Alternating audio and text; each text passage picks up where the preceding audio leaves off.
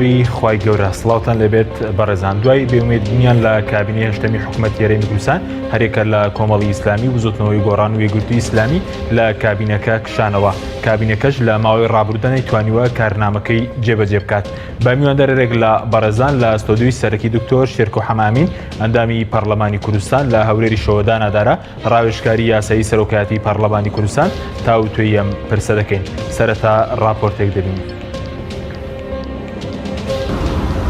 لە ئێستادا 11 وەزیر و 6 سەرۆکی دەستە بە پلەی وەزیردەستیان لە کابینەی هەشتەمی حکوومەتی هەرێم کێشایەوە و کابینەکە شکستی هێنا لە جێبەجێکردنی کارنامەکەی. ڕۆژی 21 ئەیلولی 2013 هەڵبژاردننی خولی چوارەمی پەرلەمانی کوردستان ئەنجامدرا. بەهۆی ناکۆکی لایەنەکانەوە دوای 8 مانگ و 27 ڕۆژ لە ئەنجامدانی هەڵبژاردن کابینەی هەشتەمی حکوومەتی هەرێم لە نێوان 5 لایەنە سەرەکیەکەی هەرێم پێکات. هێنانەدی ئەو بەڵێنانەی بە هاوڵاتیانمانداوە و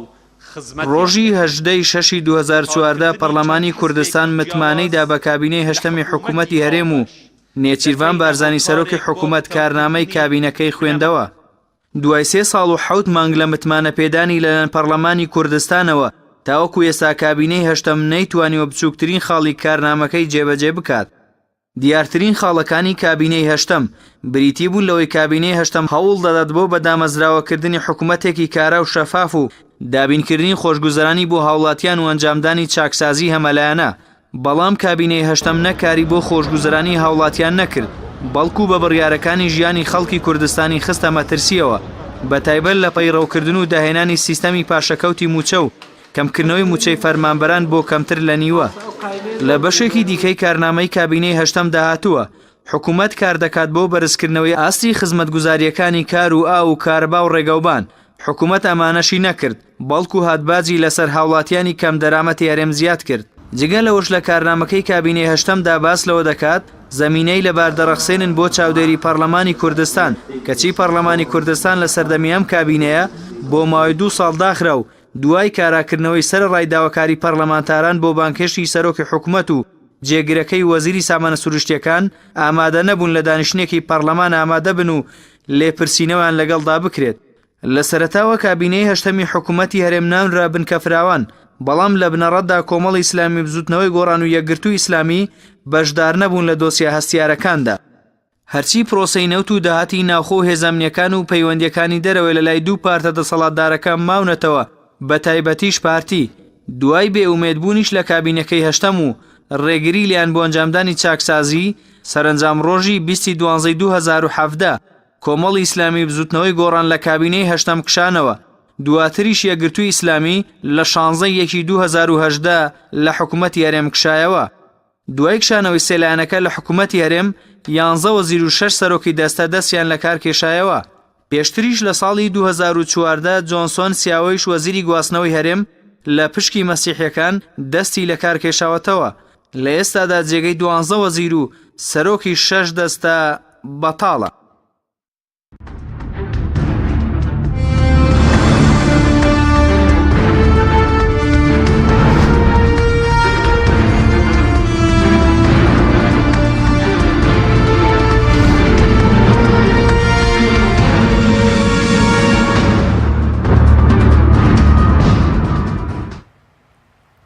دووبارە سڵاوتان لەبێت بەڕێزان، سوپاس بۆ میوانەکانمان کاک دکتۆر بەخێر بنەگە سەرەتا لە بەڕێستانەوە دەست پێ بکەین. دوای کشانەوەی سێلایانی سەرەکی لە کابینەی هەشتەم پێتان وایە ئێستا هیچ پاسەیەک ماوە بۆ مانەوەی ئەم حکوومەتە؟ بەڵێ، سڵاو لە هەمێنێران. لە ڕاستیدا حکوومەتی هەرێمی کوردستان یاخود کابینەی هەشتەمی حکوومەتی هەرێمی کوردستان پێش هاتنە دەرەوەی ئەم سێلایەنەش واتە پێش هاتنە دەرەوەی سوتنەوەی گۆڕان و یەکگرتوو و کۆمەڵی ئیسلامیش کابینەکە شکستی خواردووە و هەمان نەزانین کە لە ماوەی ڕابردووە پێش ئەوەشی کە گۆڕان و کۆمەڵ پاشەکشە بکەن بێنە دەرەوە لە حکوومەتەکە، هەرچەندە زوتنەوەی گۆڕان لای هەموو عالەم ئاشکرایە کە لە 2015ەوە وەزیرەکانی نێنرا ئەوەنەوە بۆ ماڵەوە ڕێگری لە سەرۆشی پەرلەمانەکەی کراوە لە پشتی گۆڕان سەرۆشی پەرلەمان بووە بچێتەوە سەرکارەکەی خۆی. ینی بە فیعلی لە 2015ەوە گۆڕانی تیان نەماوە لە کابینەکە. ئێمە پێشتریش لەگەڵ لایەنەکە ئەو لایەنانی کە جۆرێک لە کاری هاوبەشمان هەیە بە تایبەتی هاوپەیمانی بۆ دیموکراسی و دادپەروەری نەخشەڕێگامان بڵاوکرۆ لەسەرەوەی کە ئەم حکومەتە ئەبێ هەڵوەشێتەوە و حکومەتێکی ڕزگاری نیشتیمانی یا حکومەتێکی کاتی دروست کرێت کە لە ماوەیەکی دیاریکراوە کە دووسێ ئەرکی زۆر سەرەکی هەبێ تێپەڕاندنی ئەم قەیرانە مەلەفی مفاوەزات لەگەڵ حکومەتی ئیتیحادیە و مەسەلەی ئامادەسازی بۆ هەڵبژاردنێکی پاک و بێگرد بۆەوەی کە لەسەر ئەنجامی هەڵبژاردنەکان ژیانێکی سیاسی نوێ لە کوردستان دەست پێ بکاتەوە. ئێستا دوای ئەوەی کە بە فیعلیش ئەم سێلایەنە هاتوونەتە دەرەوە هیچ بەهانەیەک نەماوەتەوە بۆ مانەوەی ئەم حکوومەتە و ئەمە بە بڕای من نەک مەسلەیەکی ماتماتێکی سیاسی نییە وەڵامات با بڵین بەپێی یاساکە نیوە زایدنیەکی وەزیرە فیعلیەکان یان سەرۆک و جێگرەکەی دەست لە کار پێشنەوەی تر کابینەکە بە هەڵوەشاوەدانرێ خۆیاکردم کابینەیە 1000 وەزیرە بوو هەر هەزاریشیان ئێستا بە فیعلی دەوامیانە کرد و لە ناو کارەکانی خۆیانە ئەمانەوە ئەم کابینەیە هەر شکستی خواردووە ئەم کابینێ بە معنای کەلیمە شکستی خواردووە لەو کارنامەیی کە لە 18/6/2014 لە پەرلەمانە لە شکڵی وتارێکە نێچیرەڤان بارزانی خوێندیەوە وەکو کارنامەی حکوومەتەکە تەبەنی کرا و لەسەر ئەوە متمانیان وەرگرت بۆیە پەیوەندیدار نییە بەوەی ئێستا چەند وەزیر ماوەتەوە و چەند وەزیر نەماوەتەوە و چەند سەرۆژی دەستە ماوەتەوە و چەند وەزیری فیعلی ماوەتەوە لە ڕووی سیاسیەوە لە ڕووی عەمەلیەوە لە ڕووی واقعیەوە ئەم کابینەیە بە معنای کەلیمە شکستی خواردووە و تروسکاییەک بەدی ناکەی لەم گروپە حکومڕانە کە لە پشتی ئەمانەوە گروپێکی مافیایی نەوتفرۆشی مەکتەبی سیاسی پارتی وێچێتی و بنەماڵە و خێزانی سیاسی ناو پارتی وێچێتی لە پشتیانەوەن تروسکاییەک نابینی لەمانە کە بتوانن زەڕەیە ئیسلاحات بکەن کوردستان بەرەو پێش بەرن ئەم قەیرانە تێپەڕێنن مفاوەزاتێکی سەرکەوتوو بکەن ئەمانە ئەمەندە ئیزدیواجی و ئەمەندە دووفاقین مێشکی عالەمیان پڕ کردووە بە وشەی دیموکراسی بەڵام کەیەن باسی شانازیکردن بە هێزەوەکەن ئەو هێزەی کە 150 خاچی کوردستانیان پێ دۆڕان ئەم دوو هێزە تا سەر ئێسقان گەندەڵە بەڵام یەن باسی ئەم هێزاکەن و شانازی پێواکەن کە بەری بەنە گیانی خۆپشاندەری بێچەک و سڤیلی کوردستان بۆیە ئەم کابینەیە شکستی خواردووە و ناتوانێ بە هیچ جۆرێک لە ڕووی خزمەتگوزاری و لە ڕووی سیاسی و لە ڕووی ئاوەدانیەوە کوردستان سانتیمەترێ بێتە پێشەوە بەڵکو هەموو ڕۆژێکی مانەوەی ئەم کابینەیە پاشەکشەکردنی خەڵکی هەرێمی کوردستان و دیموکراسی و ژیانی خەڵکی کوردستان و پێشکەشکردنی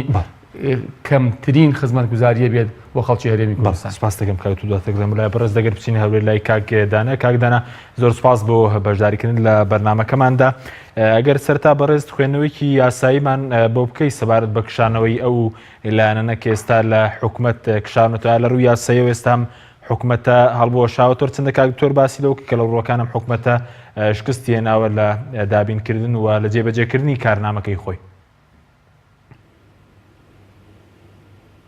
بەناوی خۆی گەورە و میهرەبان سڵاو عەرزەکەم بۆ جەنابی دکتۆر بۆ بەڕێزت بۆ بینەر و بیسەری کەناڵی پێیان. لە ڕاستیدا ئێمە پێویستمان بە هەڵسەنگاندنێکی قوڵ هەیە چونکە بۆ پێیەکێک لە وەزیفە سەرەکیەکانی دامەزراوەی تەشریعی دامەزراوەی یاسادانان داخوا ئەوەی پێی دەوترێت پەرلەمان لە کوردستان بریتێ لە چاودێری لە حکوومەت و وێ ڕای دەرچواندنی یاساکان چاودێریکردنی جێبەجێکردنی و ئەو لایەنەی کە دەسەڵاتی جێبەجێکار پێویستە هەمیشە لەژێر چاودێری و لەژێر میکرۆسکۆپێکی دەقیقی دەسەڵاتەکەی دیکابێت چونکە پەرلەمان ویلایەتی هەیە بەسەر ئەم دەسەڵاتە بە قوڵی ئەو متمانەی پێبەخشێ و ئەوە توانێت متمانی لێ بسەنێتەوە ئەم هەموو ڕێکارانەی کە بینیومانەوە لە فقی دەستوری بە ڕوونی باس کراوە. ئەوەی لێرە بە قوڵی دێمە دەتوانین باسی بکەین بە تایبەت لەسەر پرسی کابینەی هەشتم کە تەمەنی ئێستا تەواو بووە و لە ڕووی تەمەنەوە ئەو دەرفەتەی کە بریتێ لە 4 ساڵ پێی دراوە بە پێی خولی هەڵبژاردن کاتەکە تەواو بووە ئەمە لەلایەک لەلایەکی دیکە جۆرێک لە پێکهاتە لە دامەزراندنی ئەم کابینە هەبوو کە جیاوازە لەوەی لە یاسای ژمارە ساڵی 1992 کە دەجار هەموار کراوەتەوە کە تایبەتە بە ڕێخستنی کاروباری ئەم دامەزراوەیە کە ناوی جومەنی وەزیرانی هەرێمی کوردستانە ئەو یەکەم جاری یاساکە یەکەم چاپی یاساکە گەڕوا بڵین باسی دوو فراکسیۆنیەکە لە مادەی دووەم کاتێک کە فراکسیۆنێک لە فراکسیۆنەکان بکشێتەوە ئەو کابینەیە بە هەڵۆشاوە ئەژمار دەکرێت من باوەڕم وە بۆ کاتەکەم یاسادانراوە هەمیشە ئەویان لە بەرچاوگرتووار پارتیوێکێتیە بن وهر ئەوان حکوومەت پێشکرد تشکیل دەکەن و ئەوان لێ دەکشێنەوە و طبعاً تەنان لە خودی ناو یاساکە لە ناو خودی یاسای خانە نشینیان دامانیان جومەنی وەزیران ساڵی 99 ژمارە 22 ئاماژە بەدەست دە کارکێشانەوەی وەزیر نەکراوە تۆ تەماشا بکە پرسی کشانەوە زیاتر پرسێکی سیاسیە واتە لایانی بەشدار دەتوانێت بکشێتەوە گینا وەزیر پێویستە دەست دە کارکێشان و پێشخەش بکە و قبول بکرێەوە ئیلا ئاخریهی بۆیە ئەم پرسە تایبەت بەم کابینەیە لەگەڵ ئەو هەموو شکستانێک کە بەدوای خۆیان هێنای بەڕاستی ئەوەی من ناتوانم ناوی بنێم کابینەی هەشت بەرنامەی هەبوو چونکە من بیستومە لە سەرۆکاتی پەرلەمانە و چەندین جار داوایان لێکراوە کە ئێستا طبعاً سەرەتاکانی خولەکە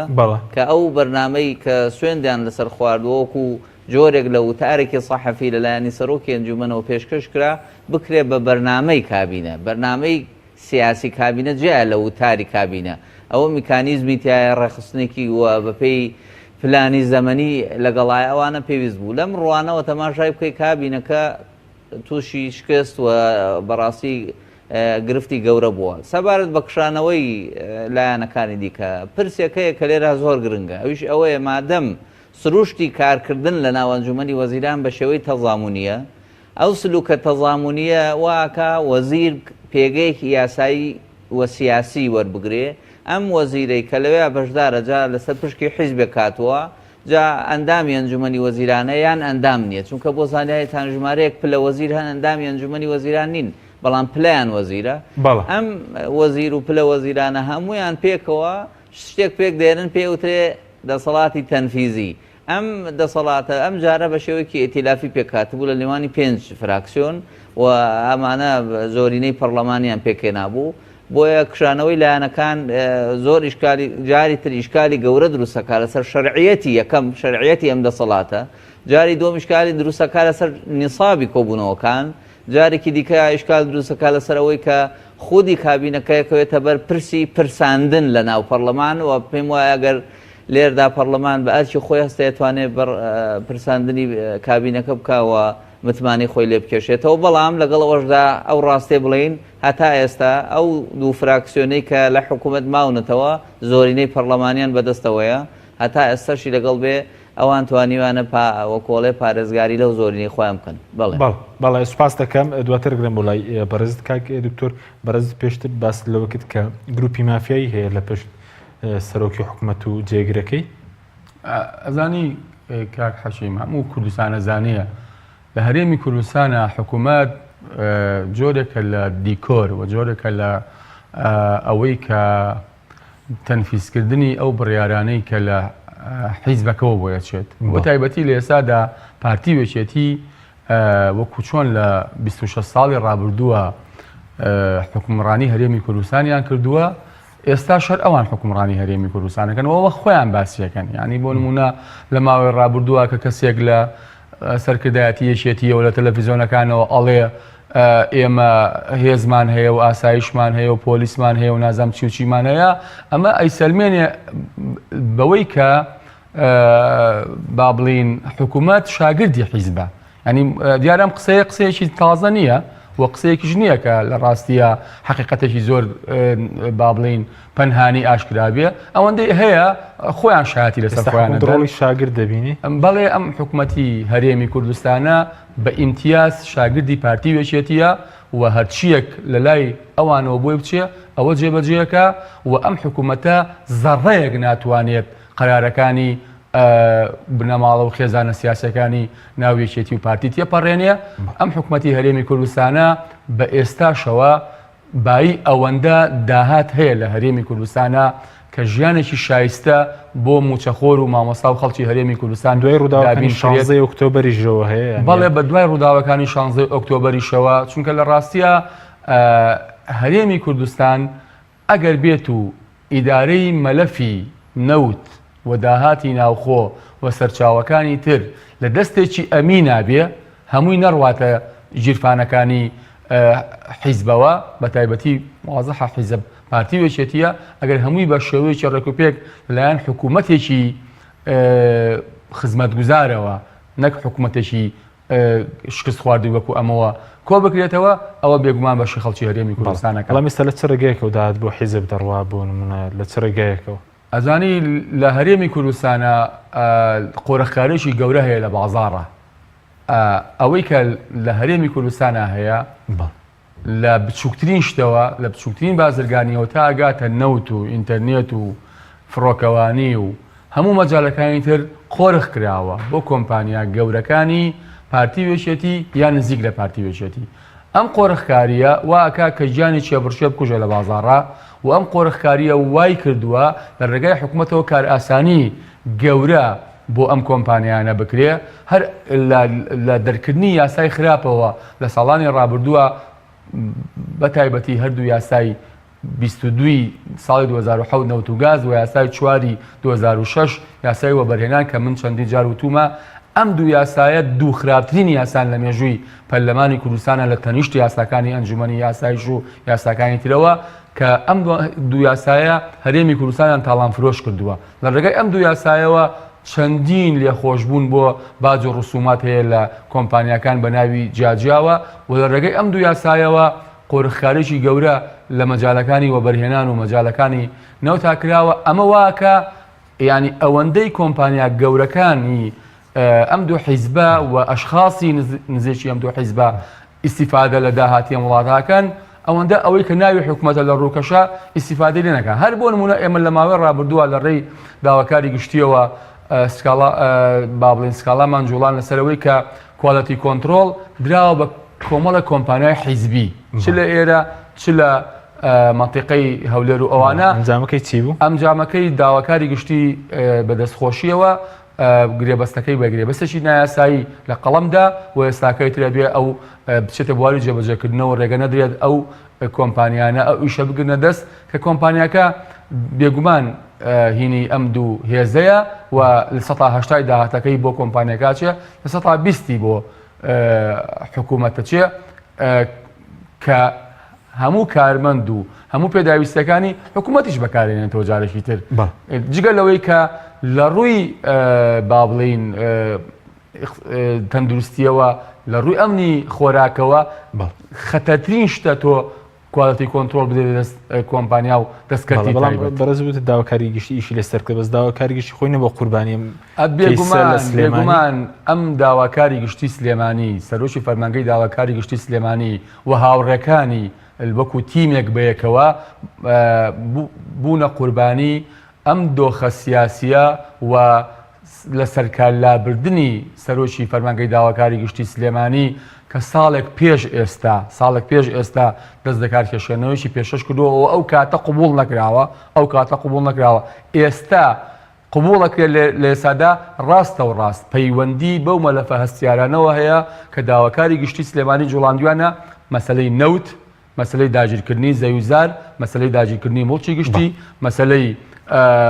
خۆپشاندانەکان و پێشێلکاری هێزە ئەمنیەکان بەرامبەر بە خەڵکی سڤیل و خۆپشاندەران و دەستگیرکردنی پەرلەمانتار و خەڵکی تر لە دەرەوەی بڕیاری دادگا و ڕێگری لە سەرۆکی پەرلەمان بۆ چوونەوە سەرکارەکەی کە ئەوان سکاڵای یاساییان لەسەر جوڵان دەیان مەلەفی هەستیاری تر بووە هۆی ئەوەی کە سەرۆکی فەرمانگەی داواکاری گشتی سلێمانی سەرکار لابرێ بەڵام بە جێگای دەستخۆشیەوە ئەو تیمەی کە ئێستا لەوێ کارەکەن بینیمان لە دوێنێ و پێریا ڕاگەنراوێکیان بڵاو کردەوە کاڵن ئێمە بە هەمان نەفەسەوە بەردەوامە بین لە ئەرکەکانی خۆ سپاس دەکەم کاک دانەک بگەڕێم و لای بەڕێزت پێشتر بەڕێزت باس کەمێک لە پرسی یاسایی و پەیڕەوی ناوخۆی ئەنجومەنی وەزیران کرد بەس ئێستا لە ڕووی یاسایی ئەو پەیڕەوە کە وتت کەم و کوڕی زۆری تایە مەسەلەن باز لە دوو فراکسیۆن دەکا کە حکوومەت پێک دێنن ئێستا چەند ئەندام ئەگەر لە ئەنجومەنی وەزیران دەست لە کارکەشتەوە بە پێی ئەم پەیڕەوە ئەم حکوومەتە باڵوەشاوەی دادەنرێت من خۆی ئاماژەم بە یاسای ئەنجومەنی وەزیران کرد هەموو دامەزراوانە یاسایان هەیە بۆ ڕێخستن و پەیڕەوی ناوخۆشیان هەیە بۆ کاروباری ناوخۆیان شێوازی دەنگدان و دانیشتن و ڕێخستنی پرۆتۆکۆل و ئەرک و مافەکانی خۆیان لەوێ ڕێکخراوە پێڵێن پەیڕەوی ناوخۆ بەڵام یاسای ژمارە 3 ساڵی 92 ئەم دامەزراوەی چوارچێوە یاسایەکەی ڕێخستووە بە تایبەت تەناولی هەندێک پرسی کردووە سەبارەت بە کشانەوە سەبارەت بە هەڵوەشانەوەی کابینەکە ئاماژەی بە دوو فراکسیۆنی کردووەکو ئاماژەم پێکرد واگەرێکێک لە فراکسیۆنەکان بێتە دەرەوە یاخۆت سەرۆکی کابینەکە دەست لە کار بکێشێتەوە کابینەکەشی بە هەڵوەشاوە حسابە ئەوانە ئاماژەی پێکراوە بەڵام سەبارەت بە زەکارکێشانەوەی وەزیر کشانەوەی یاخود لە کارکشانەوەی کابینەیەک فراکسیۆنێک لە کابینەکەیان بە شێوەیەک لە شێوەکان دوانیان زیاتر یاخود ئەمە چۆن لە نێوانی 5 سییانیان بکشێتەوە چی لێ دێت چونکە تۆ لێرە مامەڵەی گەورە و بچووکی ناکەی مامەڵەی ژمارە ناکەی مامەڵەی فراکسیۆنەکەی بەڵام دوا جارە بێ و ڕاستێ بزانین کە ئێمە بەرامبەری بکەیتەوە لەگەڵ پەرلەمان لەگەڵ کورسی پەرلەمانیە هەتا ئێستاشی لەگەڵ بێ منەمە تێگەشتێکی یاسایی ئاراستەیەکەم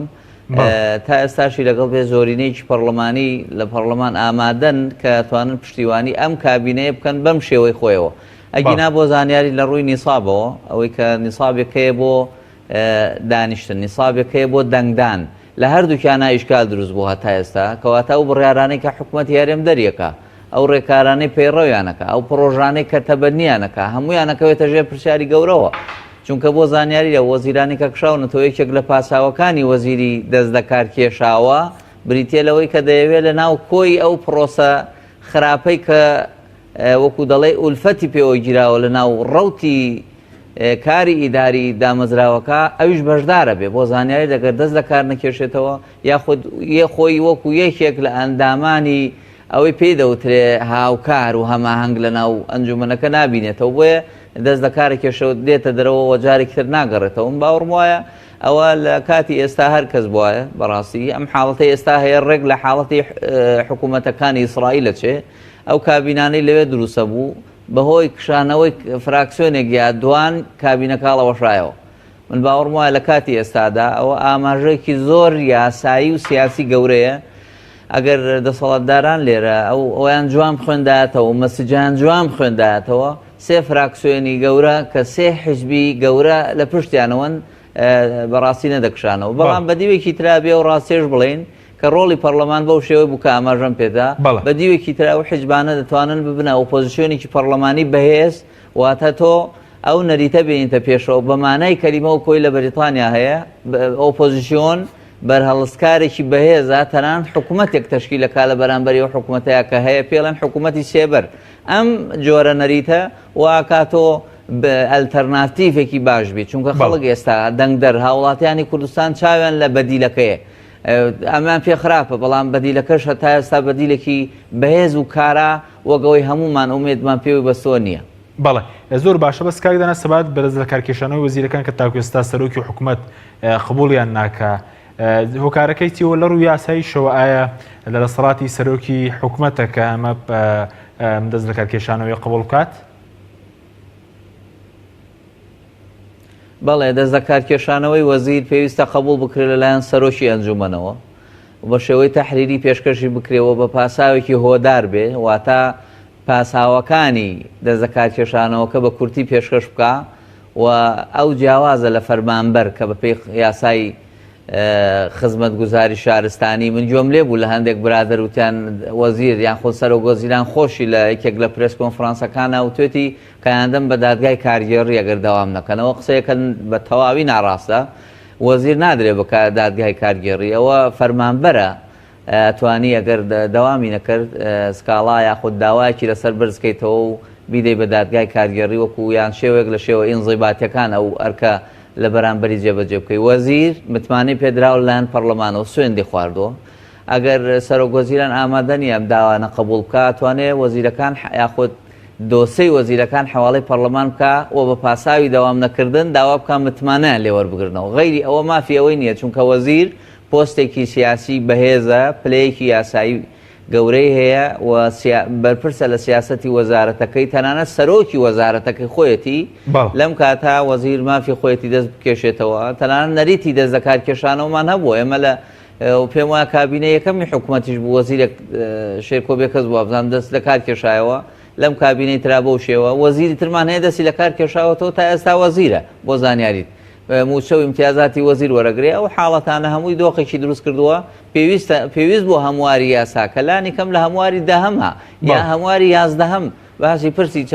ینی ئەوەی وەزیر چۆنە کشێتەوە دەست لە کارکێشانەوەکەی چۆنە موساالەی وەزیر چۆنە باوەڕشم وایە دۆخە سیاسیەکە لێرەدا زاڵتر ئەوژەوەیە لەوانەیە سەرۆکی ئەنجومەنی وەزیران ئەم دەست لە کارکێشانەوەنە قبول نەکە هەتا کاتی هەڵبژاردنێکی دیکە بەڵێ سپاس دەکەم کاکدانا بڵێ بینەرانی بڕێز ناوبڕێک و دەگەڕێنەوە وڵاتە.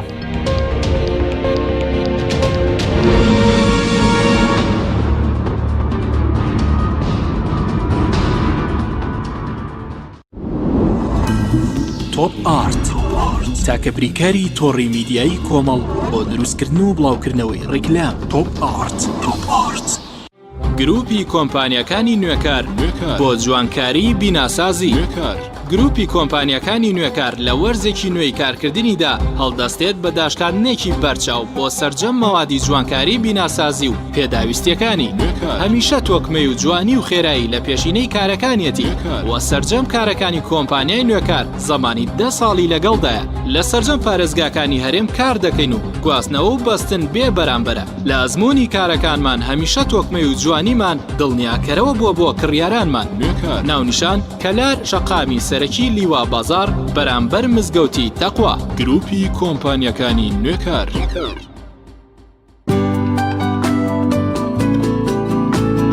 خوانی بەیانیان لەگەڵ شوکۆلاتەی فەرمەند وزەبەخش و شادی هێنەرە.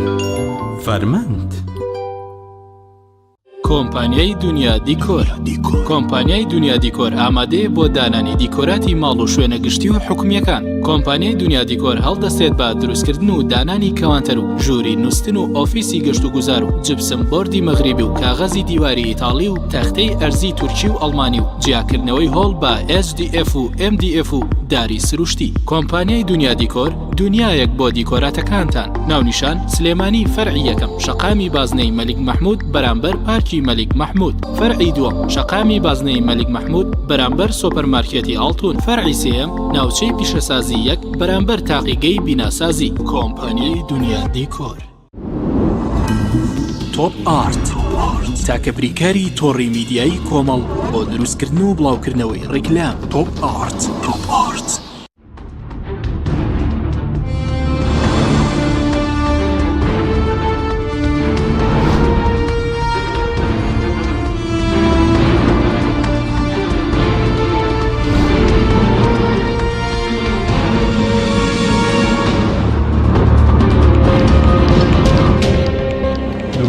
سڵاتان لێوێت بەڕێزان کاک وەرگە بگرێمەوە لای بەڕێزت دەمەوێت لەسەر مەسەلەی کاکدانا باسی لەوە کرد کە هۆکاری قبوڵنەکەی دەستگاکێشانی وەزیرەکان هۆکارێکی سیاسیە. بەڕێز وەکو هۆکارێکی سیاسی دەیبینی یاخود بنەمە تا ئەم ڕۆژانەش سەرۆکی حکوومەت گوێمان لێ بدەی نازانانی وەزیرەکانی کۆمەڵ و گۆڕان بۆچی دەستیان لە کار کێشاوەتەوە. لە ڕاستی ئەو قسەی مای پێکەنینە کە نازانێت بۆچی دەستیان لە کار کێشاوەتەوە. من دڵیام باش ئەزانێ و هەموو خەڵکی کوردستانیش ئەزانەیە و ئەم حکوومەتە نەیتوانیوە بچووکترین بەرپرسیارەتی خۆی جێبەجێکە کە بێگومان لە قسەکانی ئایندا دێنە سەری. بۆیە هۆکاری دەست لە کارکێشانەوە وە کشانەوەی ئەمانە زۆر ڕوونە لە جملەیەکی زۆر هۆکاری قبوڵ نەکردنەکە ناڕوونە بەڵێ هۆکاری قبوڵ نەکردنەکە هەرچەندە من بۆ خۆم زۆر ینی لەو ڕایەکەم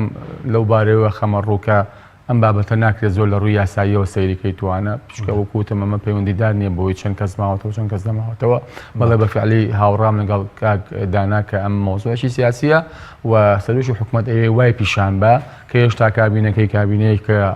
وەکو خۆی ماوەتەوە و شەرعێتی هەیە و لەق نەبووە و ڕاستە وەزیرەکان دەستان لە کار کێشاوەتەوە بەڵام هێشتا دەستگاکان کێشەکان قبوڵ نەکراوە بۆ ئەوەی لە بەردەم دنیای دەرەوە و لە بەردەم ڕای گشتیا بڵێ کابینەکەی من هێشتا کابینەیەکە وەکو خۆی ماوەتەوە و کەواتە مادەم وەکو خۆی ماوەتەوە ئەشتوانین بەردەوامین کە ئەمە ڕاستیا تێگەیشتنێکی زۆر هەڵەیە وە کابینەکە بمەعنای کەلیمە شکستی خواردووە و پێویستە ئیتر لە زووترین کاتە هەڵبژاردن کرێت و کابینێکی تازە دەستکرێت. ئەی سەبارەت بە کارنامەکەی کە لە 6 2014 لە بەردەمێوە سەرۆکی حکوومەت وتاریشی خوێندەوە کە باسی لەوکەوە کارنامەی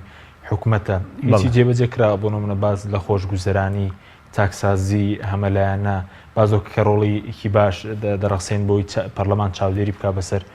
حکوومەتەوە. بێگومان ئەمە لە شقلی وتارێکا بوو ناکتێک ڕەنگە خۆیان وەکو کارنامە سەیری بکەن و ڕەنگە بە ناچاریش بڵێ کارنامەی حکوومەتی هەرێمی کوردستان کارنامە ئەبێ میکانیزمی جێبەجێکردنیت یابێ ئەبێ ورد کرێتەوە و لە 6 مانگی یەکەما چیەکەی لە 6 مانگی دووەما چیەکەی لە ساڵی یەکەما چیەکەی لە ساڵی دووەما سێم چوارەم تا ئاگاتە ئەوە ئەمانە هیچی تیان نەبوو بەڵام بە ناچاری ئەو وتارەی کە سەرۆشی کابینەکە خوێندیەوە گریمانەوە کارنامەی کابینەی هەشتم بووە نەخێر بە هیچ جۆرێ نەیتوانیوە ئەو وتارەی خۆی کە ناومان ناکابینە کارنامە جێبەجێکە بەڵکو تەواو بە پێچەوانەی ئەوە کاری کردووە یعنی ئەوان بۆ نمونە لە کارنامەکەیانە باسیەوەکەن کە ڕۆڵی چاودێری پەرلەمان یاخود دەرفەتە ڕەخسێنن یاخود وا ئەکەن کە ڕۆڵی چاودێری پەرلەمان لەسەر حکوومەت بەهێز بێ بەڵام ئەمان نیانە هێژ وەزیرەکان بێنە پەرلەمان ئەمان ژمارەیەکی زۆر وەزیری گۆڕانیان لەسەر کارەکانیان بە فەرمانی حیزب دوورخستەوە نردیانەوە بۆ ماڵەوە باش بە ئێستاشەوە ئێستاش ڕێگەنەدن بە ئێستاشەوە ئێستا چی بۆ بە ئێستاشەوە ئەم پەرلەمانە بەخواستی پارتی وێچێتی دەستی بەکار کردوتەوە و بۆ ئەوە دەستی بەکار کردوێتەوە کە ئەو شتانی ئەوانەی هێنن بیڕوێنن لە ناو پەرلەمانی کوردستانە بە ئێستاشەوە ئامادەنین بێنن ناو پەرلەمانەوە هەر ئێمە بۆ خۆمان لەو ماوەی کە لە پەرلەمان ئیشوکارەکەین لە 11 بە ژمارەی یاسایی ئەندامانی پەرلەمانی کوردستان داوامان کردووە ئەنجومەنی هەرێمی بۆ کاروباری نەوت و گاز بێنە بەردەم پەرلەمانی کوردستان بۆ ئەوەی لەسەر ئەم قەیرانانە بزانین چۆنی تێپێڕێن چارەنووسی موچەی پاشەکەوتکرا و چی لێ دێت چۆن ئەتوانن موچە دابینکەن چەند نەوتیان فرۆشتووە چەند پارەی پێشوەختیان وەرگرتووە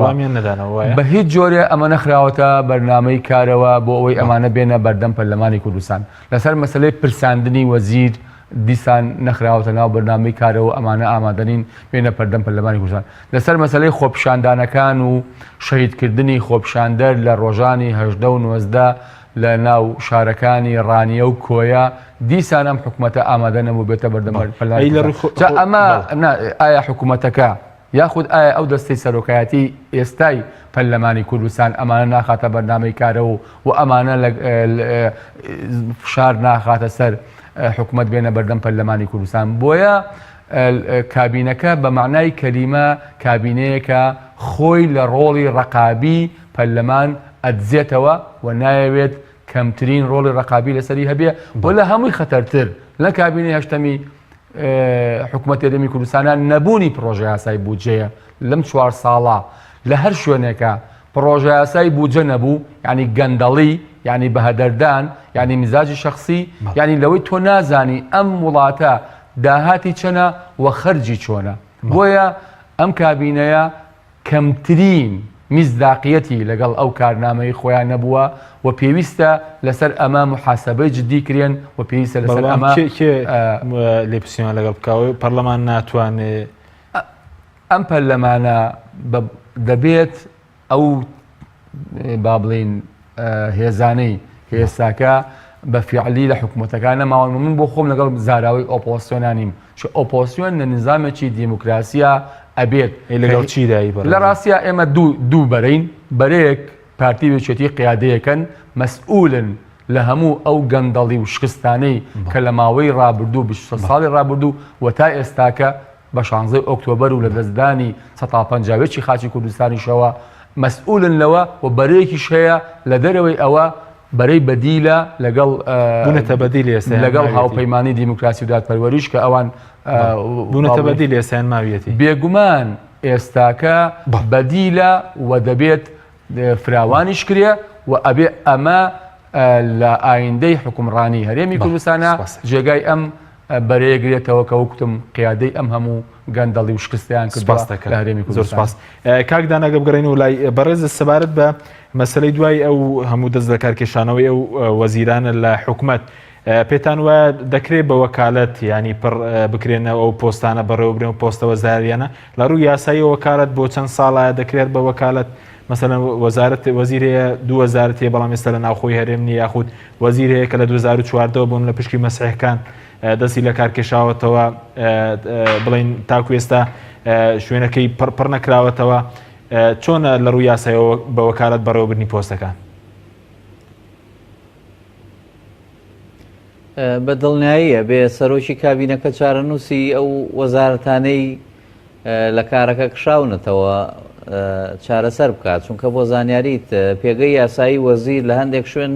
دەتوانێت هەندێک لە دەسەڵاتەکانی یا بەشێکی زۆر لە دەسەڵاتەکانی شۆڕ بکاتەوە بۆ خوار خۆی جا بۆ جێگرەکەی یان بۆ کەسێک دەتوانێت بە فەرمانێ پێی بدا بەڵام هەندێک دەسەڵات هەیە هەری خودی وەزیر خۆیەتی ناتوانێت بۆ نمونە بیدا بە کەسێکی ترەوە بێ خۆی بە فعلی ممارەسەی بکە ئەمانە گرفتێکی گەورە دروستەکە لە دوای دەست دەکات کێشانەوەکان واتە گرفتێکی یاسایی و ئیجراعاتی دروستەکە لە ناو دامەزراوانە بەشێکیان دوای ئەو پەکخستانی کە لە ڕووی مالیەوە پەککەوتون ئەمە تووشی پەکخستنێکی گەورەی ئیداریشە بن تۆ تەماشا بکە لە کابینەکە لەم 2 ساڵی ڕابردووە وەزیر هەبووە دوو حەقیبەی وەزاری لەلا بووە ئێستا بێسیانی لەلا بێ یعنی چۆنە بێتەوە لە یەک کاتە وەزیری سێ وەزارەت بی یعنی چۆن کاتەکانی خۆ دابەشەکەی یعنی ئەمە بەڕاستی کارەساتێکی گەورەیە چونکە ئەمە بینیمانەوە وەزیری شەبوو هەر لە هەمان کابینەکە مۆڵەت بۆ نەشتەرگەری بۆ 4 مانگ ئەی تۆ کەواتە گرفتەکە ئالێرا قوڵترە بێتەوە باوەڕم وایە ناتوانێت چونکە بریکار لە قانونە ئیداریەکانە کە شتمی حکومڕانیش لە ڕووی ئیداریەوە گەر تەماشا بکەی هەمیشە بۆ 6 مانگە بێ بریکار لە شوێنەکەی خۆی ئەدای بکە ئەم شتمی بە وەکالەت بەڕێوەبردنانە ئەگەر وەزیری بە وەکالەت بێ زۆر جار پێویستی بە سوێن خواردنی پەرلەمانیشێت ئەم وەزارەتانە ئەگەر وەزیرەکە تەفەڕوق بکە بۆ وەزارەتێکی تایبەتمەند نەک وەزیری دوو وەزارەت ئەوە پێویستی بە سوێن نییە بەس ئەگەر وەزیرێک تایبەتمەند خۆی تەرخان بکە بۆ وەزارەتێک بە وەکالەت پێویستی بەوەیە کە سوێن بخوا لە بەردەمی پەرلەمان و بەڕاستی ئەو حەقیبەی لەلابێ ئەم 6 مانگ و 7 مانگ و ساڵەوانە پەیڕەو نەکرا بەڕاستی وای لە هات وەزارەت بە شێوەیەکی ئەوە بڕوە و تا ئێستا دۆخەکە زۆر ینی ئەم شێوە و پێکهاتەی ئەم جارەی وەزارەت لە کابینەی حکوومەتە زۆر پێکهاتەیەکی سەیرە تەنانەت لە کاتی دابشکردن دەسەڵاتەکانی سەرۆکی هەرێمیش بەسەری ئەو دەسەڵاتانەی گرنگ بوو و باش بوو هەندێکیان تەبعەن یاساییە وەکەوەی کە فەرماندەی هێزی چەکدار بێ خۆ ئەنجومەنی وەزیران فەرماندە نابێ بە یەک کەس فەرماندە بێ ئەوە دراوە بە سەرۆکی ئەنجومەنەکە دەسەڵاتەکانی دیکە کە باشن دراوە بە ئەنجومەن کە بە شێوەی 50 زایدێک دەنگی پێدەن و بۆ خۆیان مەسەرەن ممارەسەیەکەن ئەوەی کە ئەمێنێتەوە دراوە بە سەرۆکی ئەنجومەنی دادوەری یا ئەنجومەنی دادوەری ئەوانی دیکە کە زۆر کەم و بچووکن نەدراوە بە پەرلەمان دراوە بە دەستەی سەرۆکایەتی پەرلەمان ئەم دەسەڵاتانە بەم شێوە وای کردو پێکاتەی دەسەڵاتەکە زۆر جیاوازە ینی شەکڵێکی جیاوازی دروست کردووە کە بە نمونەی زۆر کەمە بەڕاستی لەم کاکدانە بەڵێ ئەی لە ڕووی پەرلەمانەوە ئەم لایەنە کێستا لە حکوومەت کشارنەوە خاوەنی چل کورسی پەرلەمانین دەتوانن چی بکەن بۆ نمونە بۆ مەسەلەی حکوومەت یاخود بانکێشکین دەتوانن چ کاریگەریەکیان هەبێت لە ناو پەرلەمان ئەوە قسەیەکی زۆر بەجێ بەڕاستی ئێستا ئەرکی دوای کشانەوەی وەزیرەکان ئەرکەکە بۆ ئەندامانی پەرلەمان بۆ بە دوو چەندانە ینی دوو جار ئەوان ئەرکیان قورستر بووە پێویستە ئەوان ئەو ئەرکەی خۆیان بەڕاستی وەکو بەرپرسیارەتێک لە بەرامبەر خوای گەورە و خەڵکی کوردستان ئەدا بکەن ئەویش ئەوەیە کە مەهامی خۆیان مادەی 68 69 هەفتا ئەمانە لە پەیڕەوی ناوخۆ جەختی کردوەوە لەسەر پرسیار یاخود ئەرکێکی پەرلەمانی کە بریتە لە ئەرکی پرساندن ئەم پرساندنکردنەوە کاتۆ چەکێک بەکار بهێنی و فشارێکی قوڵ بکەی بۆ هاێنانە پێشەوەی ئەم کابینەیە و سەرۆکەکەی و ئەندامانەی کەماون بۆی تۆ بە تەواوی چونکە هەرکیەوە نەماوە تۆ پرسیاری لێ بکەیت چونکە خۆ وەزیرەکە نەماوەنی تۆ چۆن پرسیاری لێ بکەی